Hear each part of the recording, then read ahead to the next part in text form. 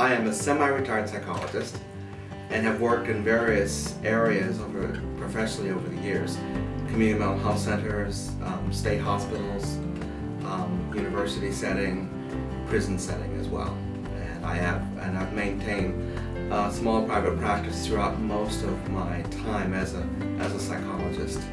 I've been active in OPA for, again, a number of years, and have served as president. I guess one distinction is I was the first African American president of OPA. The leadership of OPA has been tremendous in terms of looking at things like APA presidents, number of APA presidents, number of APA board members, committee chairs at a national level, national figures. Our governor is an OPA member, for God's sake.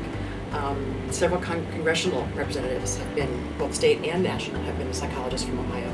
So I feel like we've grown this group of people who have had tremendous impact on the world. The first, Carl Heiser, got the first certification law for any psychology passed in Connecticut, came from Ohio. Carl Rogers passed through Ohio. He started in Pennsylvania. He was on the Ohio state faculty when he was writing some of his key client-centered concepts and went to Chicago. George Albee was one of the very first presidents of APA that had any real clinical background in leading. Jack Wiggins was another one of the early, fairly early line of things. One of the things that I'd like to say that I was privileged to know about Ohio and about what happened in psychology here was that we were the first state to hire an executive director, Henry Saman, first full-time executive director, and he was a marvelous influence in pushing psychology ahead in Ohio through his years here. He continued into the 90s, and he was a marvelous force. So much so that Ohio was recognized as probably one of the 2 or 3 leading states in terms of pushing the psychology frontiers ahead during that period. And I was very privileged to be a part of that. We've completed many of the tasks of childhood, and Erickson, of course, put the question of identity in adolescence, but I think this day it still goes on into young adulthood. Absolutely. So we're still, I think, asking, who am I? Who are we? So we haven't fully moved into adulthood. We seem to go home to the parents probably more often than maybe healthy, and depend on other people to take care of us, so that in clinical psychology and health psychology, which also, by the way, had significant roots in Ohio, I was very involved in developing the division of health psychology, as well as involved with clinical psychology at the time. But in those areas, we turned to medicine as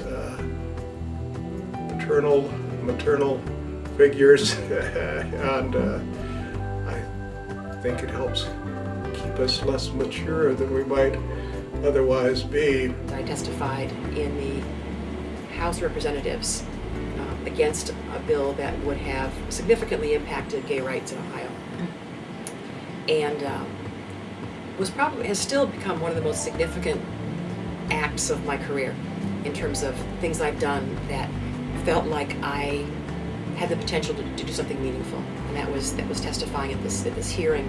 What message would you like to communicate to the students and young professionals in psychology?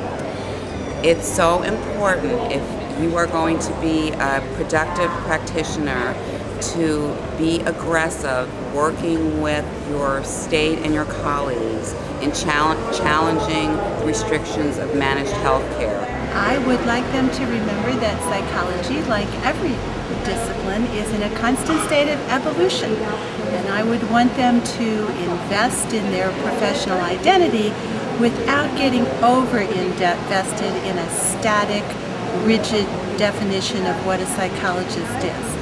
Things are so exciting right now with prescriptive authority and the integration of biopsychosocial care and the use of psychology to inform public policy around how people make decisions. We can't get locked into a static definition of who we are. A psychologist is involved in really every aspect of life in the 21st century. So budding psychologists, new psychologists to the field have wide open doors. They can work within business, they can work as clinicians, they can work as academicians. The scope of services that we provide and the areas of expertise that we've expanded into continues to grow exponentially.